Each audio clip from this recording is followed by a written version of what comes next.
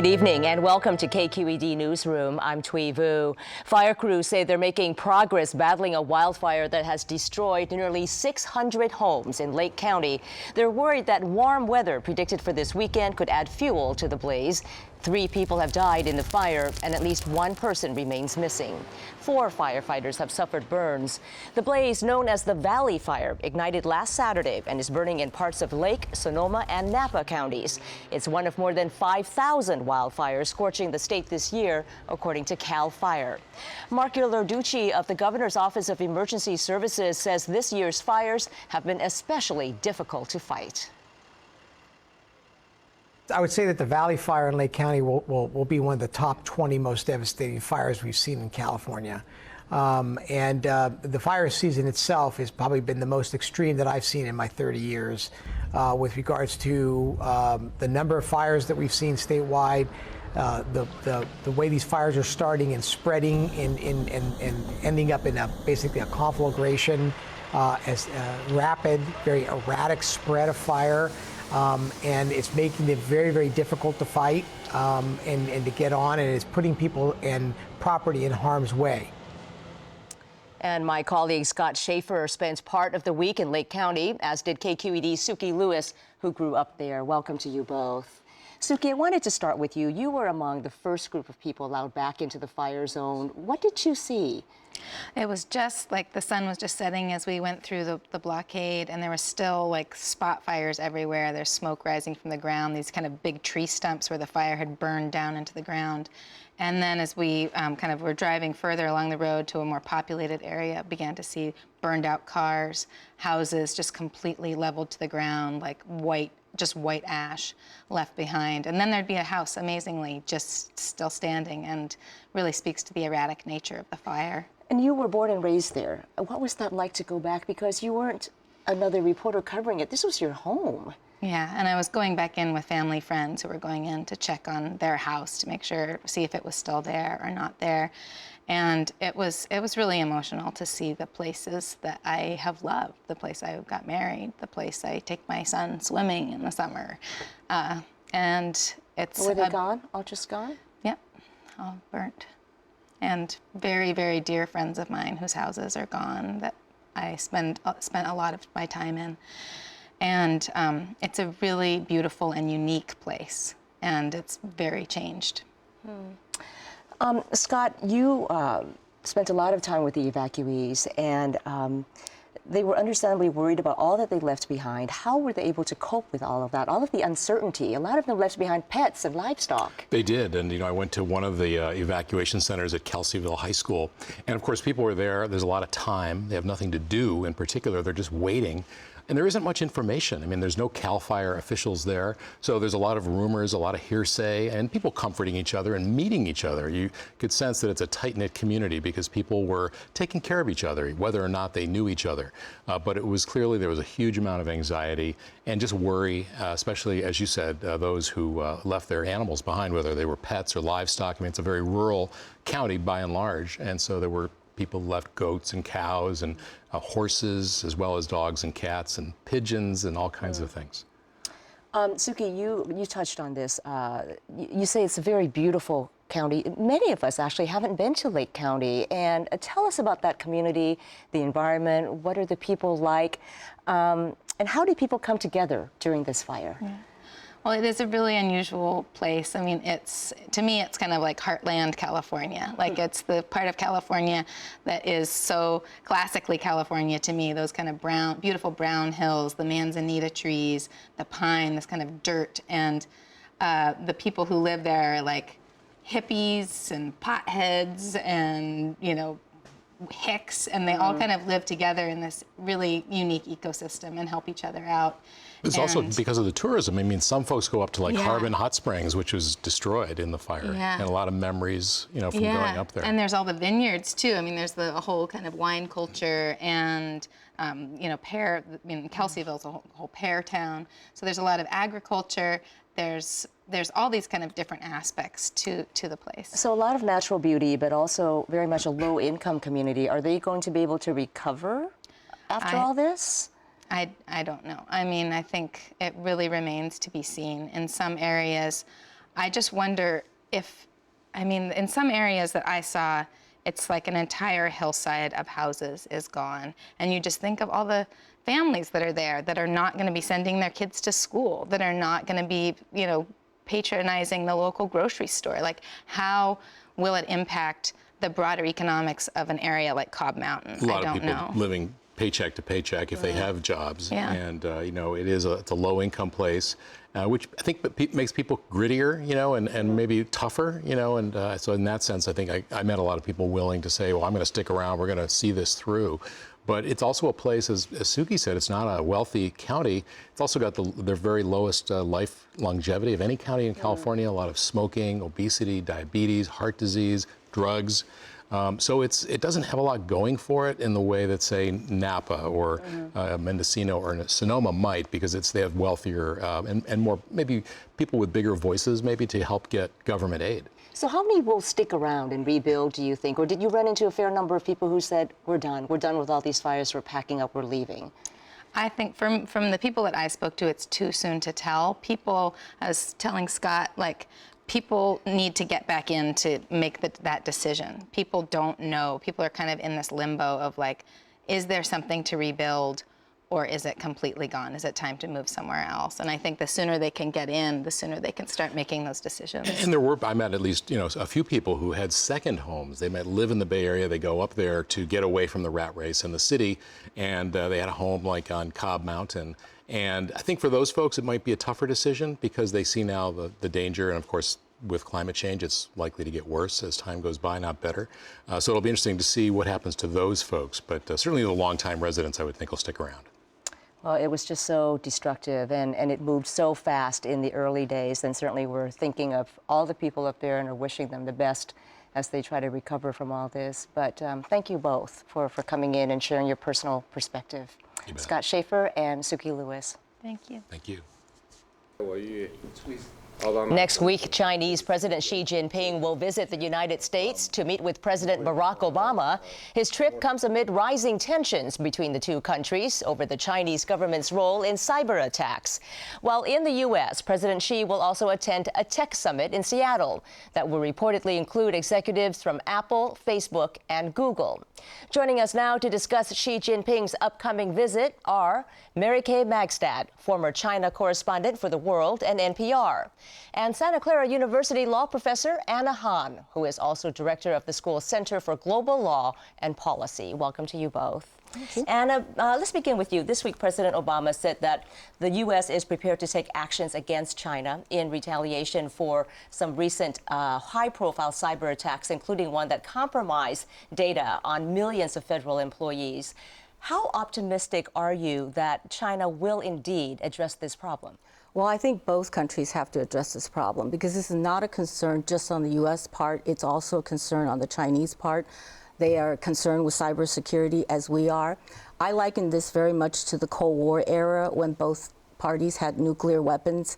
It's kind of a mutual assured destruction situation. So hopefully both sides will come to some kind of agreement. I am optimistic, not necessarily that it will happen, but that they'll at least discuss the possibility of each side not continuing these cyber attacks, because China is concerned with the U.S. also doing the same.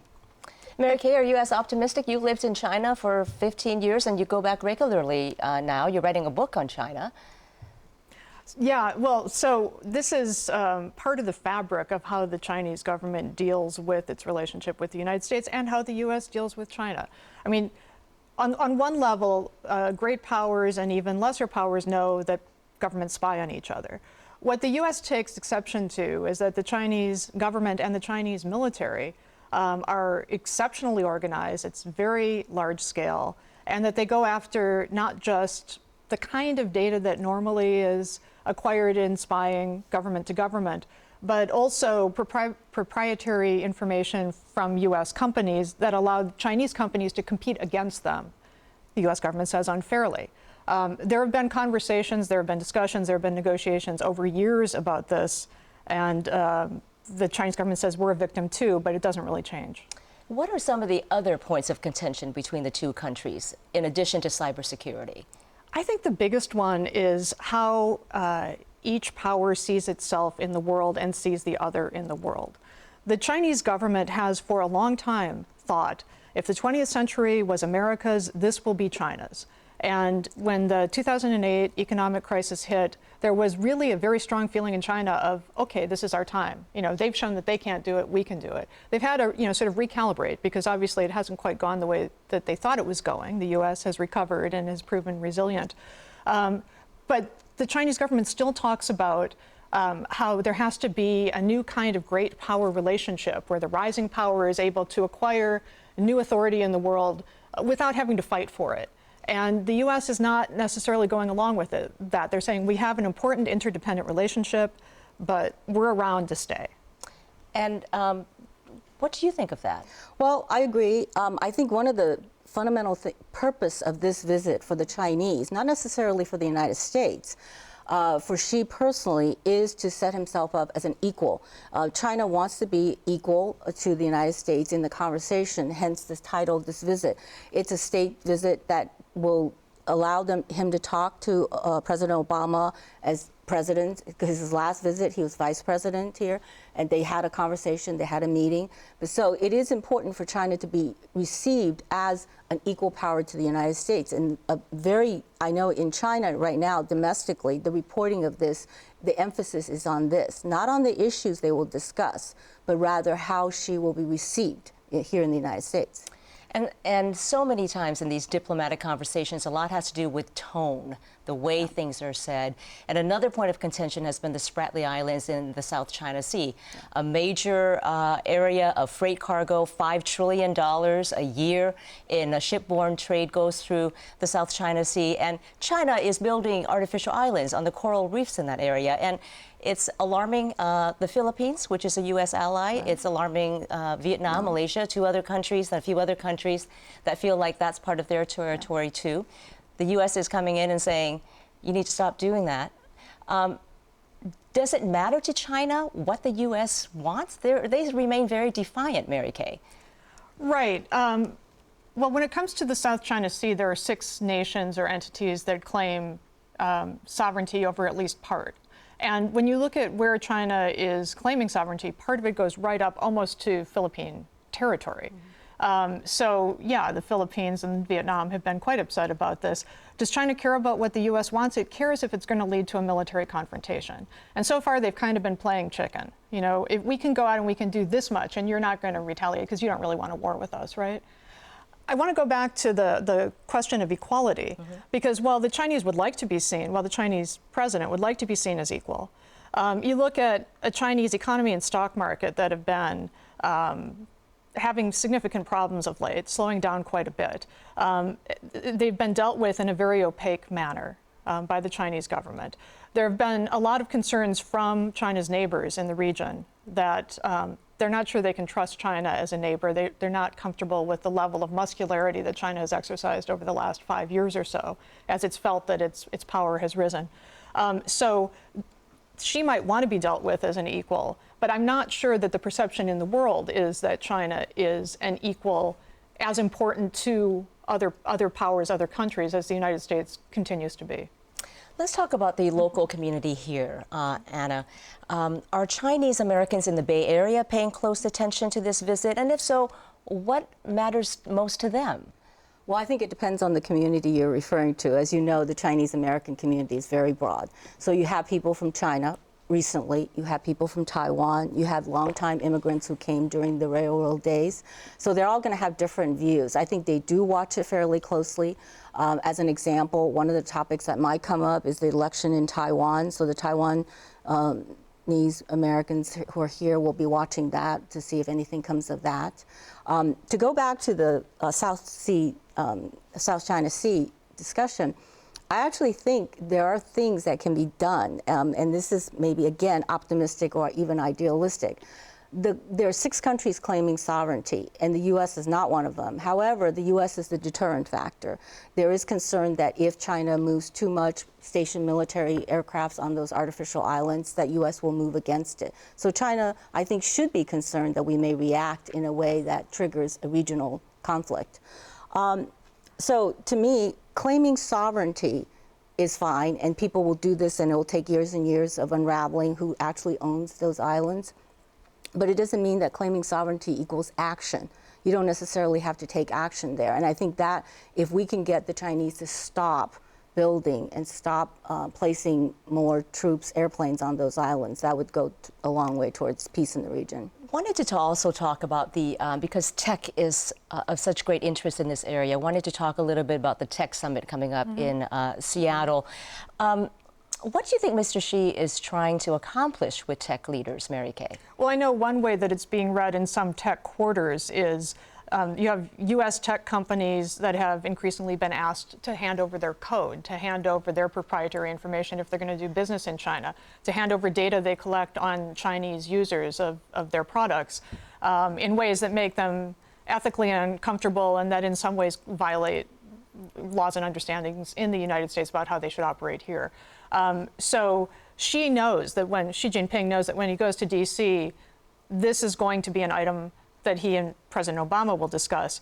It's considered sort of a shrewd move that China is co-sponsoring, co-hosting this tech event in Seattle, drawing major U.S. tech companies, saying, you see, we're important to U.S. tech companies. So we matter, so you should pay attention to what we want, is the message they're trying to send. Right. But the U.S. tech companies actually also care about not handing over their proprietary information. Absolutely. How is President Xi different from his two predecessors, Hu Jintao and Jiang Zemin, would you say? Anna? Well, he's a descendant from an old revolutionary guard. His family is very prominent in China. He rose to power, I think, in a surprising way to me in some ways. But he has, what strikes me as very different is that he has really, really consolidated power very quickly in China in a way that actually he went after, his anti-corruption campaign went after many Chinese officials. And he's gotten away with that. And that's a very unusual move on a Chinese leader's part. And he's been successful at it. And Mary Kay, I know you have strong feelings about this too, what he's done in China that's different from his predecessors. Right. Well, so on many levels, he's different from his predecessors. He's got a much stronger personality, which interestingly, he sort of kept under wraps when he was a provincial official. He has consolidated power within his own person, within his own hands. He set up various committees that he runs. He's used the ongoing anti-corruption campaign to take down opponents, but also as a populist play. And it's very popular in China because people were getting really sick of corruption. But he's also clamped down very hard on free speech, on free use of the internet, on lawyers who had been trying to practice law in China under the auspices of the Chinese Constitution. In fact, he has said that such concepts as freedom of speech, democracy, rule of law, actually having the government have to follow its own constitution are dangerous Western ideas and not appropriate for China. Well, very interesting. We will see what results next week, what sanctions may come or not, and whether relations will indeed improve following this visit. Thank you both for taking the time to come in, Mary Kay Magistad and Anna Han. Thank you. Pleasure. Later this month, India's Prime Minister Narendra Modi is scheduled to visit Silicon Valley. We'll be discussing that visit next week on KQED Newsroom. The Bay Area is home to one of the largest Indian American communities in the country and one of the largest Indian American theater companies, Naatak. It's celebrating its 20th anniversary and putting on an original musical production, Vrindavan. KQED sat in as the company held its final dress rehearsal.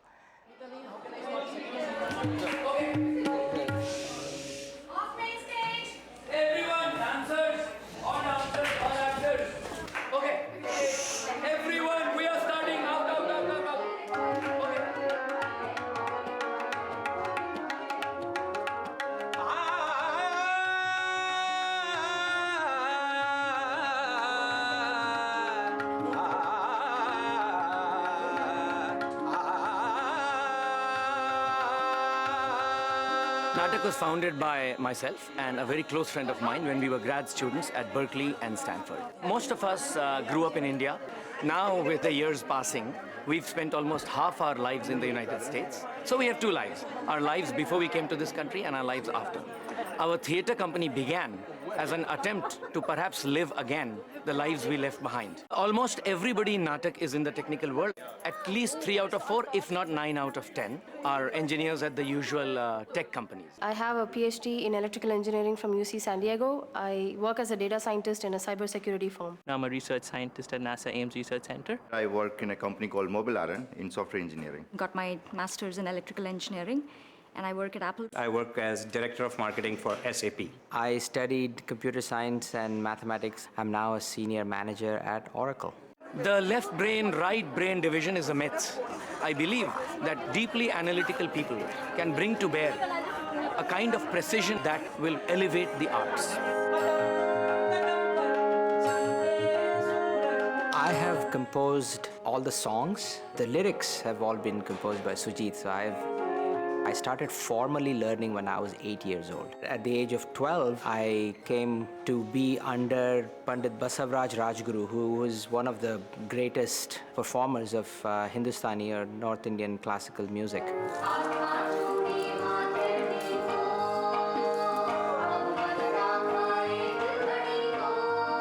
This is my first time performing in the play. It's been a fantastic experience. Grueling in some aspects because there have been long hours of rehearsal, and rightly so.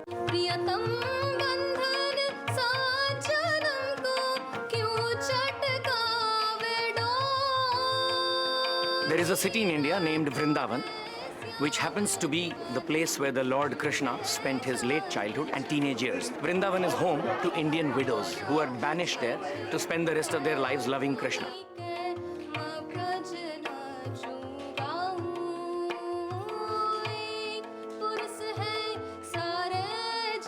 Last year, India saw a watershed election in which a retired Bollywood actress, Hema Malini, became the member of parliament. Hema Malini visited a widow home in Vrindavan. Hema Malini made a very innocent comment that these widows should not come to overcrowded Vrindavan, but would stay in their home state where they come from. Unwittingly, she walked into a left-wing, right-wing quarrel. I imagined a beautiful play in which a woman launches a plan to deport these widows back to Bengal, where they came from. My widows are feisty women who fight back. They do not sit down and bemoan their terrible, terrible lives. And I was reading up about some of these women. It made me realize that there are a ton of women who are helpless. And that thought in itself makes you want to get up and do something for someone who doesn't have a voice. When they're faced with such bleakness in their lives, they sort of, rely on each other for comfort. And then there's also this looking inward for joy and exploring this imaginative world. And the dancers are an extension of their imagination. And so in their imagination, they're free. And I think every individual has that within them, and that no one can take away. Naatak is a labor of love. For the precise reason that it's a labor of love, Naatak is very exacting. It's not a job, you're not getting paid. So if you are also not doing it well, there is no reason to do it. Actually, I was in high school when I started out, and now I'm in my late 50s, and I'm still doing this, So it keeps my mind agile, It's wonderful. This is my passion. A lot of people that are involved, they have this intense passion for their art. It's removing yourself from the mundane. That's where the soul comes in. My name is Aruna Seth. I am from India. I am 78 years old. पूरा इसमें जी डाल देती हूँ. When I act, I put my entire heart into it, and I become the role that I'm playing, and I felt my soul grows when I act. This is my de-stressing place, and it's literally when I, sometimes I would have put in 10 or 11 hours at work, and then I would come to Naatak House, and it's amazing how energized I feel. So in that sense, it's like going home at the end of a really long day and eating mom's comfort food. Hi, I'm Rayasha, and I'm in 10th grade. And when I grow up, I want to be a doctor, but on the side, I also want to pursue like dance as a side career. So like I had the best of both worlds. Each of us, we go through our daily lives like workarounds. You know, you get in the car, you drive into work, you go to the gym, you cook, you eat, you go to bed, and then the whole thing rinses and repeats. And I think the ultimate place where we all want to be is the ability to free ourselves from the shackles of mundane life. When you sing, when you dance, you really do give yourself. And you give yourself freely. And you may think, what do you get back in return? And it's universal love. And in Hinduism, we believe that the noblest way to God is through music. I feel like nothing else in the world matters. I have the culture of California and Americans, but when I do Indian dance and get involved with other Indian people, I feel more connected to where my parents came from. So whatever my parents passed down to me, I want to pass down the same exact to my children. The most heartening thing is being able to see the kids. Yes, they're American kids by day, but come Saturday, Sunday, they're immersed in Indian cultural activities. And their level of passion, their talent, their absolute focus and dedication, I have not seen that in kids in India. I often like to say that we are doing more for Indian culture here in America than the Indians are doing in India. I am very surprised and gratified that Naatak has lasted 20 years. The way things are going now, it looks likely to last forever.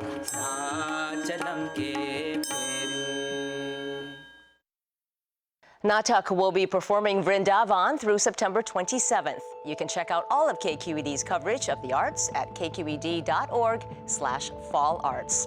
Thanks so much for watching. I'm Thuy Vu.